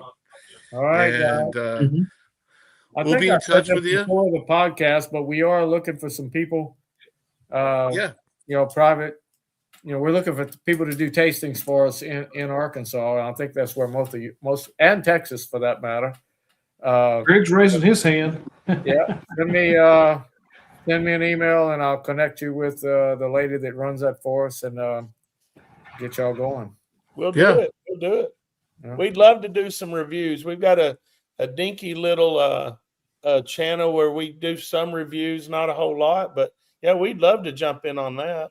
And he's talking about coming out and doing Yeah, I getting mean, a brand demos in the ambassador to stores. go to the stores Yeah, we're looking for to somebody represent the brand. like a part-time. It's a part-time Gig. side hustle, I guess you call it. Yeah, well, Yeah. we're Yeah. connected with a lot of stores here that would probably love to have us come in and shoot the bull with them. Yeah. Yeah, because I do know what you talk about when you hire some of these other smaller companies. They hire a young lady who looks real pretty that stands there in the front and pours the thing, and then you ask her a question about the product, and she goes, hold on. And she's reading from notes. Yeah. And that's not the thing. You need somebody that's passionate about it. You need Agreed. somebody that understands, hey, this is what the whiskey's about. This is what it comes on as. We've got people in our group. So in Texas and in Arkansas, I know I would love to do it for you. And I don't necessarily want anything for it as much as just to, help somebody out, help a smaller brand out. So we'll definitely be in touch with you on that. All right. And then we'll try to get you into Tennessee. I know that's a whole nother realm, but a lot of our folks are over in Tennessee and Mississippi. And if you got into those markets, we could definitely get some people to help you with moving that up the market chain there. We are seriously considering Mississippi next year. There's probably, I don't know, 10 other states that have shown interest in us, and distributors. I mean, probably next up will be Mississippi, just because it's close enough to drive to go and do promotions and that sort of thing. Yeah. Somebody based out of New Orleans can be in Jackson pretty quick. So that's probably our next step, in case anybody wanted to know. No, that makes sense. I know that I already have a contact that I'm going to send your way, because about doing a single barrel with a group that they work with, and so just seeing if that would be a possibility for them. But yeah, if you get into Mississippi, you're getting closer to Memphis. A lot of our folks that live in Memphis, they just go down to Mississippi and do hunting anyway. So yeah, both for bourbon and for deer and for everything else. Roger, we are always going hunting in Memphis. People from Memphis can come over to Arkansas, and it's already here. Yeah, we'll have to get it. We're going to get it stocked in the stores. I'm going to talk to John about that. A couple of the main stores that we focus on, and give him the cost benefit analysis and see if we can get him to keep it in stock more often. So, all right, sounds great, guys. I enjoyed it. Yep, appreciate you. It's been very interesting. appreciate your time, sir. Okay. Have a good Christmas. Merry Christmas. See ya. Bye-bye. Okay, so let's move to. But guys, I'm gonna go get a drink. I'm gonna go get something to eat real quick. Oh, okay. So, Oh, But okay. you know this is gonna be screwed up now because 3 people are on here. So I'm No, gonna we're remove good. myself. I'm gonna We're good. remove myself while you're doing the news, and then I'll pop back on. can I ask you something? I know that I sent you a note. Have you updated the bookers? We're ready to go on that. Yeah, we're And then good. you'll help me out with the. I'll roll it. Yep. Yep. Okay. So there I we got go. it, buddy. I got it. All right. Well, All hey, right. I'll boys see and you girls, guys in a bit. say bye to Craig, and we're gonna pop over to my other favorite spot here. Let's see if I can add. There we go. He's dominant back. in there. He doesn't want to go away. Well, we talked about this last week, but this is the sleigh that Santa's now riding on. Yeah, that's It's a pretty bourbon crazy. slash whiskey barrel, and he's learned Hmm. that the antlers from the reindeer are actually the secret to flight and to movement. Yep. So this is what he's using now as he goes through and does all this, and it's I like it. I think it's a great new form for the sleigh. I Yeah, don't know about you. I'm still just concerned with the bourbon coming off the bottom. You know, if somebody gets out there and sees the yellow snow, I don't know, man. They might be I don't drinking know. the yellow snow instead of. They might, but then if they go somewhere else, they might get a rude awakening when they drink the other yellow snow. All right. Well, we're gonna jump to our next thing, which is breaking bourbon news, boys and girls. As Craig gets out and gets his thing, and we're gonna get the raffles ready for the Booker's 2024 batch, the Jimmy Russell batch. Get those done, and then also I know that our hashtag um, uh, Rice Whiskey, it is definitely picked up in the number of people in there that have signed up That's for good. it. So we've got some new things that are going to be coming out here in the next few weeks, making sure everybody knows about them. Some people already do, but you never know. You want us to tell us about this new Old Fitz recipe, Yeah. Chill? So there's a new Old Fitz bottled in bond decanter that's coming out this. Well, it came out this fall. It's December, so it should already be out there, right? So it's allocated. It's the strict requirements of bottled in bond. So it has to be 100 proof. It has to be at least 4 years. It has to be from a single distillery, single season, and it has to be bottled 100 proof. It has to be in a bonded warehouse, right? So Yep. looks like it's 11. Does that say 11 years on that label? Yeah, it's I 11-year believe so, product. yeah. So I'm sure people are going to be chasing this like crazy. They do all the other Old Fitz releases, so I don't see why this would be any different. And the 159 suggested retail price. If you pay 1,659, let us know. Yeah, please do, because I don't see anybody paying 159 for this. Yeah, You unfortunately, they know, still demand a premium just because of the yeah, decanter and the type of thing it is. yeah. Uh, the next one that's coming out, and we'll move to that, is the Chattanooga has a Vault series that's available. And that's something we're kind of looking at. We might be going out and visiting Chattanooga, and as well as trying to get somebody from there to come on to the show. But you want to explain some of the experimental distillery things they got going on there? Well, let's see. There are 3 single barrels, right? So they're ranging in different proofs. So it's anything between 123.2 to 132.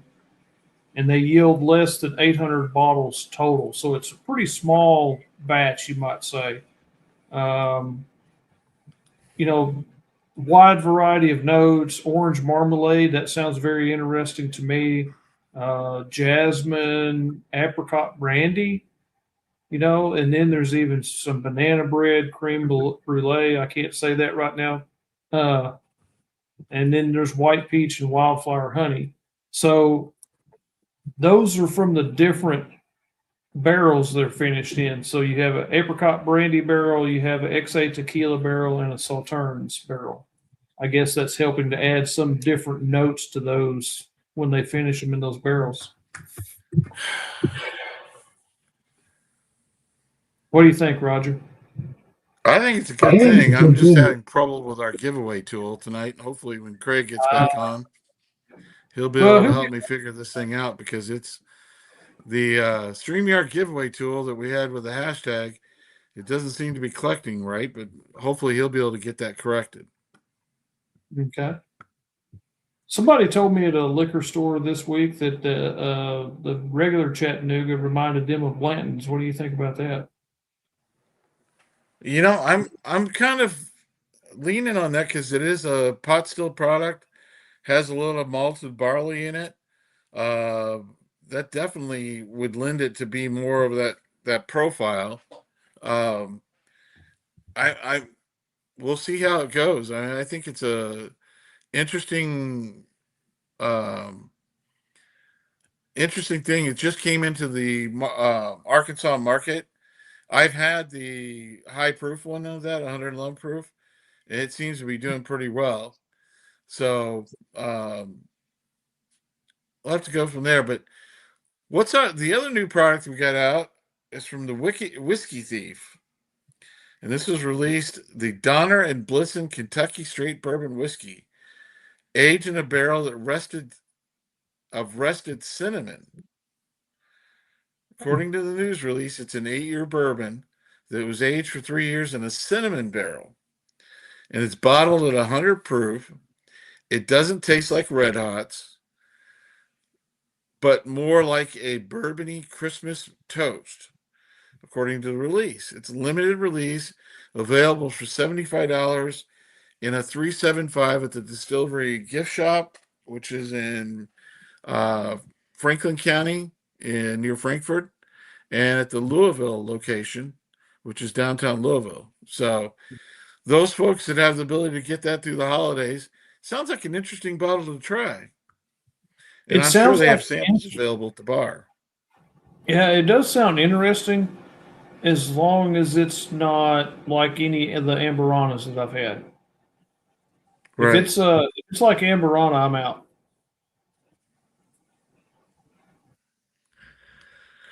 Well, the next thing we got is Whiskey Advocate named their Whiskey of the Year. And you might want to talk about this because I'm pretty sure you have this bottle or something very similar. I think I have that exact same bottle, but I do have the Bottle Your Own Experience Barrel Proof Rye. Let me see. Let's get back here on. Look at the details on this. So this is 132 proof. Looks like the proof's a little bit different on this barrel proof rye we've got on the screen here. But my bottle is, well, I think it was probably pretty close to a 12-year, but it was 12-year. I'm pretty sure. Yeah. Yeah. But this was an excellent bottle. So I bet if this release that they're doing is anything like that, Bottle Your Own Experience, then it's going to be really, really good. Well, it's a big thing for the Whiskey Advocate to pick it as Whiskey of the Year, to make a rye as that. There's been a lot to talk to it because there's only one batch made of it this year. There's the A125, and it's seems to be very popular. Well, and I picked the rye at the Bottle Your Own Experience over the barrel proof bourbon, over the Larceny barrel proof, and over the Bernheim. So that's got to be pretty good. So take a look. If you haven't tasted it or tried it, go out to your local shop and see if you can find this bottle. Again, that 12-year age statement on there is a big thing for it, because they haven't done that with any of the Elijah Craig barrel proofs for a while, going back to the C923. So take a look for it and see if you can find it. Next thing we wanted to chat about is we have a live stream set up for New Year's Day, and see if I can get everybody on here. Oh, there he is. Craig's popped on there. This is Craig's going to buy another expensive bottle because he's day drinking. No, live stream? No. no.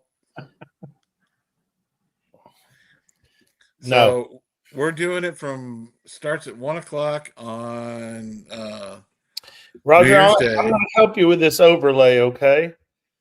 You can help me all you want. I didn't. We'll didn't just do it like this and see if we can talk over it. Oh, there we go. Yeah.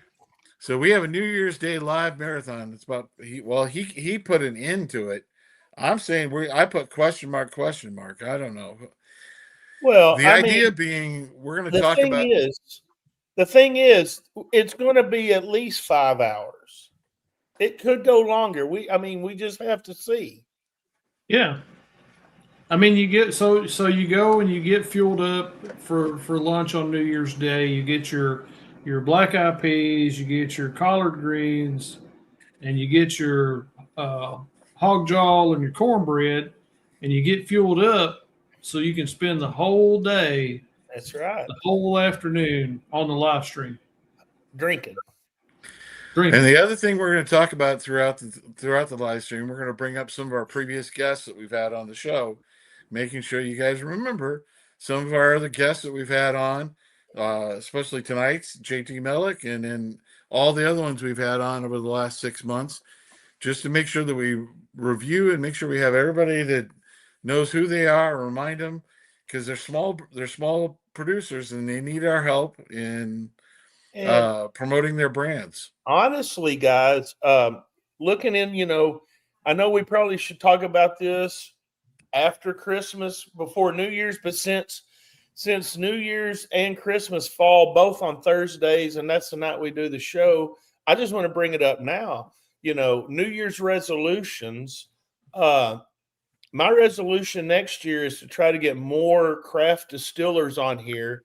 I've been reaching out to many small craft distillers, and be honest with you, some of them are very receptive, and some of them I just don't think they understand marketing. But that's kind of my resolution I'm trying to get next year, and we've already got some good guests lined up for January. Should we talk about who maybe we may have coming on? I think that's a good idea. Yeah. Well, one of the big ones that we're going to have on is help me out, Roger. I forgot her name. Alex Castle. Alex Castle from Augusta will be on with us. Augusta Distillery. What I'm going to remind everybody to do, we had a problem with our StreamYard tool, the hashtag rice whiskey.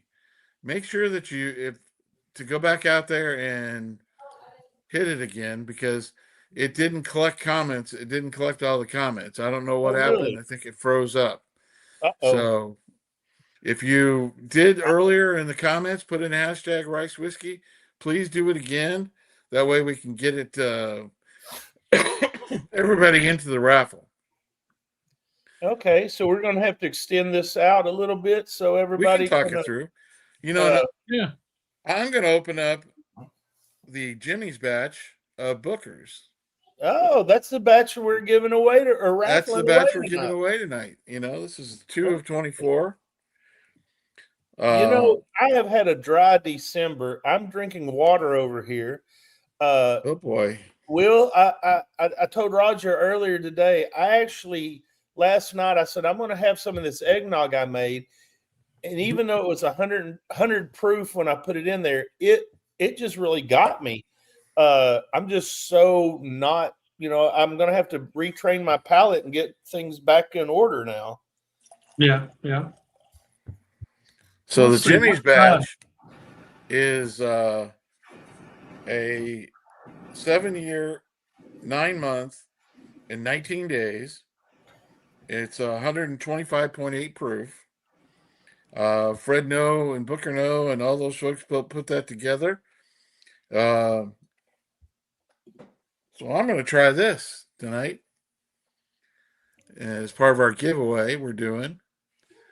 Craig, is there anything else that from your travels tonight? I know you were maybe chasing Santa. Well, around. yeah. I mean, it's probably pretty boring. We need to watch the little eye up there in our corner that we see, and we're at 29 now. If I start telling stories, it starts to drop. I'll shut up. Yeah, I was actually going to be on here a lot earlier today or this evening, and as I was heading home, I got a text message, and it was like, "What time are you going to be here?" And I'm like, and I looked at my schedule, and I didn't even have her on my list. So I had to pop in and do one more visit. So I did that. I just went to daycares mainly today. Made a lot of little kids happy, made a lot of kids cry. It's just 6 days to go for me after this. I'm ready to get back on Discord. I'm ready to sit down, not have to be somewhere at a certain time, have a couple of pours, you know, BS with everybody again. But, you know, you've got to make hay when the sun's shining, and Santa, his time is right now. And 7 days from now, nobody will give a crap about Santa anymore. So that's all Not that's until really next going year. on over in my world, you know. Just Well, I keep think on keeping on. The since weather is, Roger, you know, I think since the weather is going to be nuts here. I mean, it's nice right now, but I mean, we're talking about a high of 72 on Christmas Day. That's ridiculous. yeah, that's not good. That's not good. Well, Yeah. I wanted to remind something else to everybody. Tomorrow is a very important day. And you know, I don't know about anybody else that doesn't know about it, but tomorrow is happy birthday, Craig. And I Yeah. am. I'm going to It's be 1 year old. 1 year old. You're gonna be 1 year old. That's how I put it up there. Or, 1 or year as or as these kids say nowadays, and I don't know, I'm sure you guys have heard of it. 6, 7. old. 6, 7.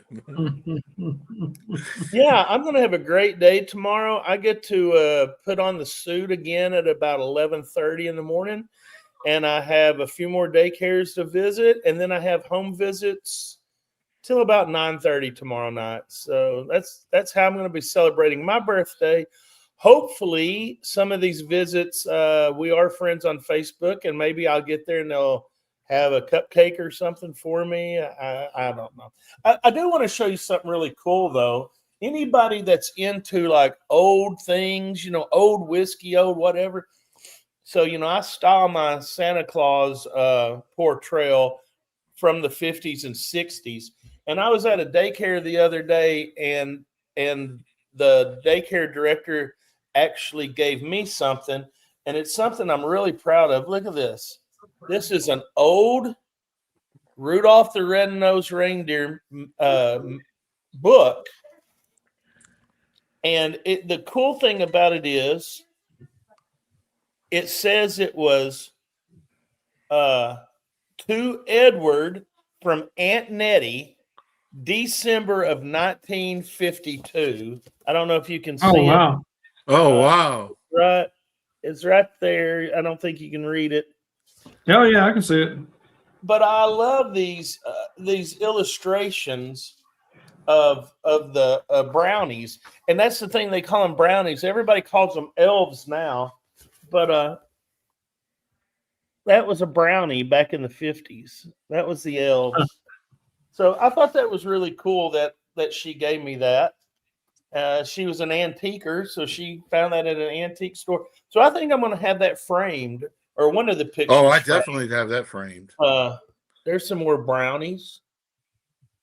So anyway, I thought that was pretty cool. awesome. Yeah, I thought it was pretty neat. Well, since Oh, Roger Well, I opened just the wanted to bottle, make sure nobody Happy forgot birthday. that it was your Thank birthday. you. Happy tomorrow. birthday. since Roger opened a bottle, I think I'll open one too. This is from our friends at Old Glory. So I'm going to go ahead. And Old open Glory. this. Do we know anything about Old Glory? I mean, I don't know. Crack this open you know, here. We'll have to maybe talk Yeah, about I know them a in the little bit next about year. Old Glory. Yeah. So this is a single barrel. It's 6 year, 9 month, 129.3 proof. Wow. And Craig, I'm going to relinquish control and let you handle the raffles and the giveaways, because I think we've got. Well, now hold on. I can't do the rice whiskey because that's off of. You're going to have to mirror that off of your server because I can't. Oh boy! So you're going to walk me through this, aren't you? Okay, so it's very easy, Roger. Go down to the little plus sign at the bottom of the screen. And with a screen on it. I got it. And hit share screen. Okay. All right. When you do that, it's going to open up underneath down here where you see all. It says allow share screen, share window, or share screen. just share the window. Okay. Okay. Have you done that? Yep. Okay. Now all you should have to do. Okay, I can take it from here, Roger. Oh, okay. Okay. So Whoa. holy cow. What in the world is going on I there? don't think that is going to work. I think you need to go, Roger. Go back to your browser up there and just hit the screen. Just hit the screen. Woo! Here we go. You mean? Here we go. Can you see it? Yeah. Don't touch nothing. I gotta mute myself. Now- I'm sorry. Now, Roger. Hey, I don't know how to do this here fancy finagle Okay. stuff. Hey, if you're going to be the host when I'm gone, you got to get your stuff together, man. I'm Okay. working on it, but I didn't know you could see this. So you can Yes. see this. Everybody Okay, can so see now go to that browser and just you got it now. Hit Ooh. go or Draw? whatever. And it's gonna pick. Yeah, it's gonna draw it now. All Okay, right. we're Good drawing. luck. Do.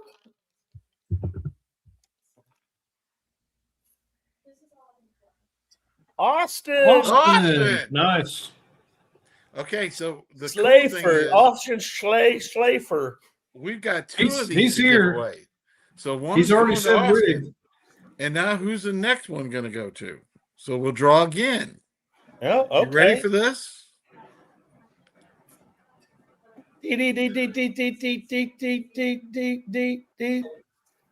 Deep. Doop. There you Hey, go. we got somebody new. That's a real, real Shaw. good. Yeah. Congratulations. Let me throw the email out there. And we'll stop sharing that screen. Yeah. Stop. So- Here, I'll remove. There, you removed it. Good job. You did it, So Roger. You that's did a it. real shot. I'm not familiar with that one. And if you're still here, put your name out there. Or just put out there in the comments. It's still here. But if you do, Craig or Will, do you want to share the email address to have them email their information? Already dropped it in the comments. Okay.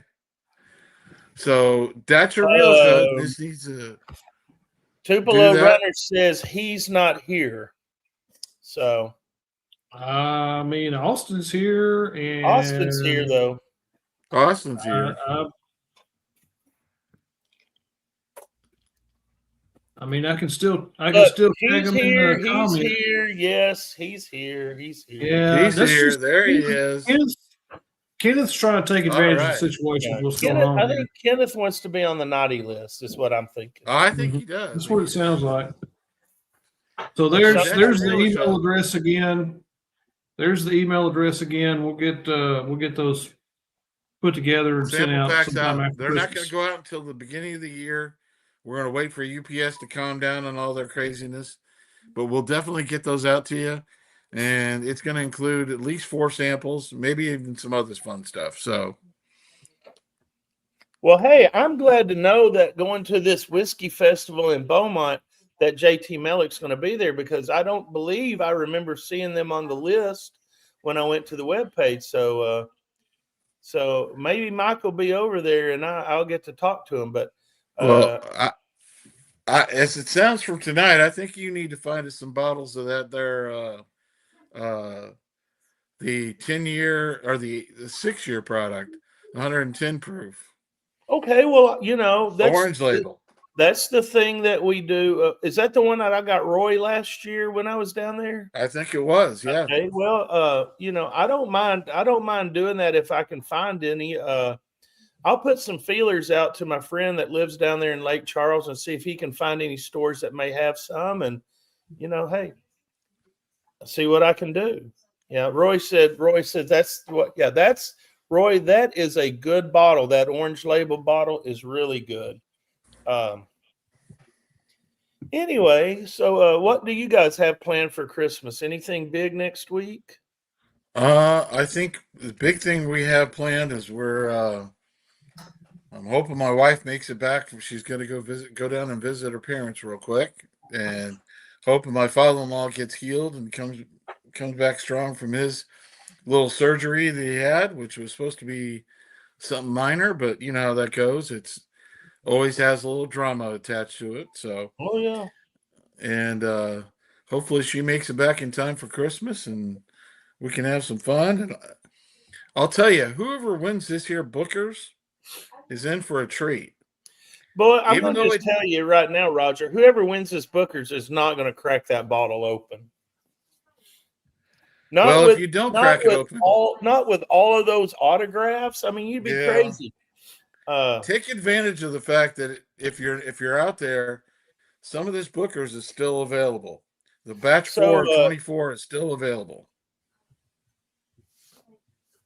Jay Martinez says that the 6-year Meleck is all over down there. So We definitely need to find it. Reach out on Discord or whatever, and I will put something out. Will, what are you guys got going on for Christmas? I bet you're going to do a lot of cooking. I bet. Yeah, now it's funny you bring that up. I've been talking about it at work. We're going to fire the smoker up at work. We've got a big, giant smoker that you can cook 46 pork butts and 13 turkeys on at the same time. Wow. So we're going to fire that up and just kind of have a whole plant-wide bring your meat and let's smoke it day. So we're going to do bring that. Your meat. And then bring your meat and let's smoke it. Yeah. Yeah. Whatever. You're going to make t-shirts up?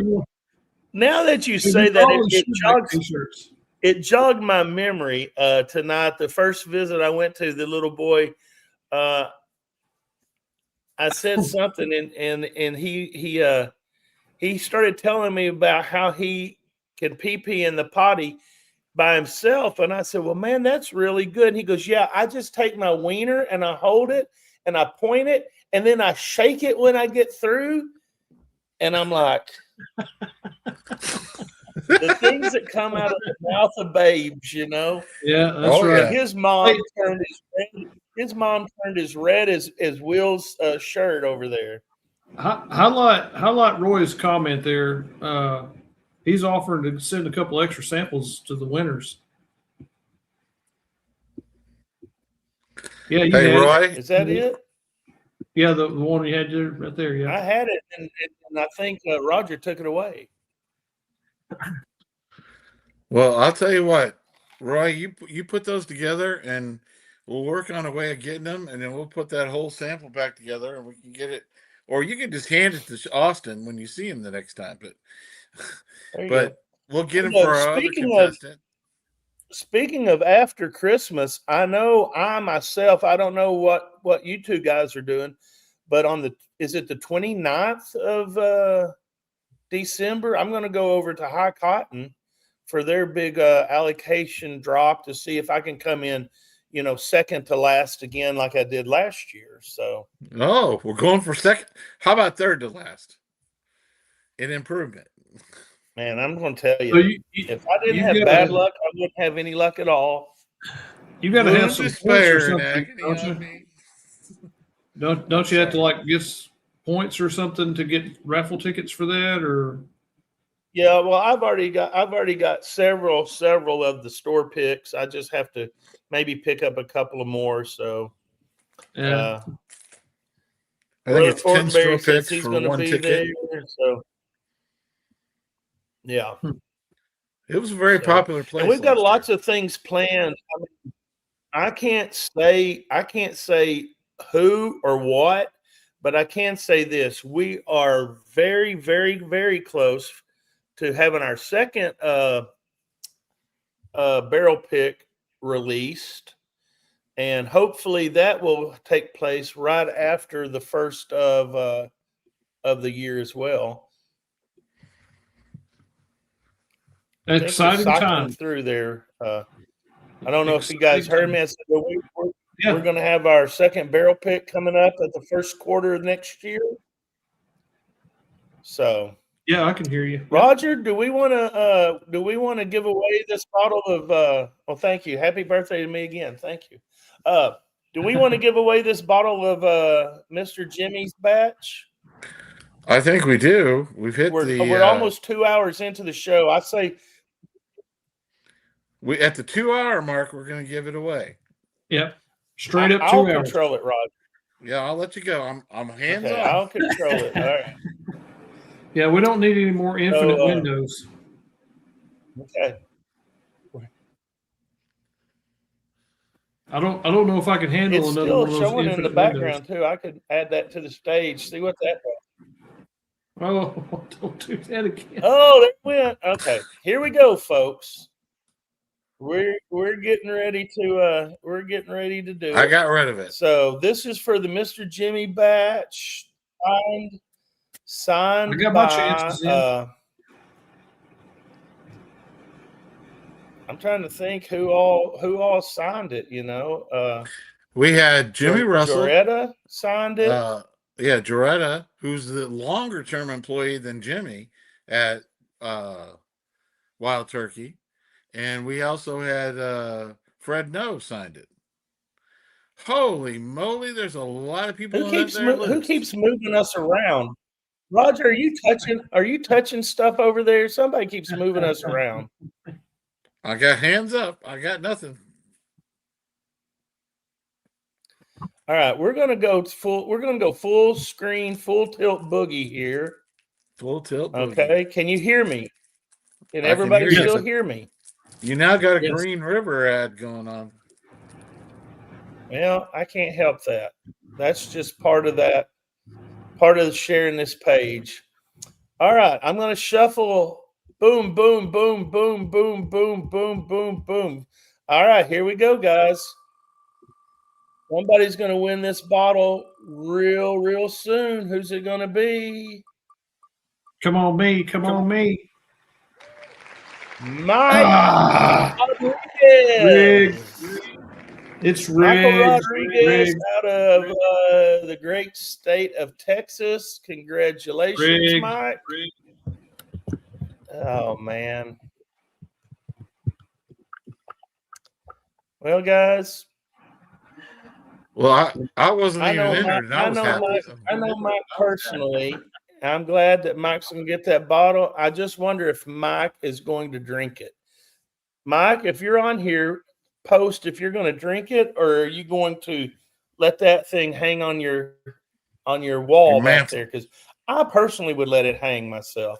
Put it on the mantle. Too many good autographs on that one. Yeah, definitely. I got my Jimmy Russell bottle signed. I got 2 Jimmy Russell autographs, and I'm hanging on to both of them because that man is definitely legendary. Yeah, that's true.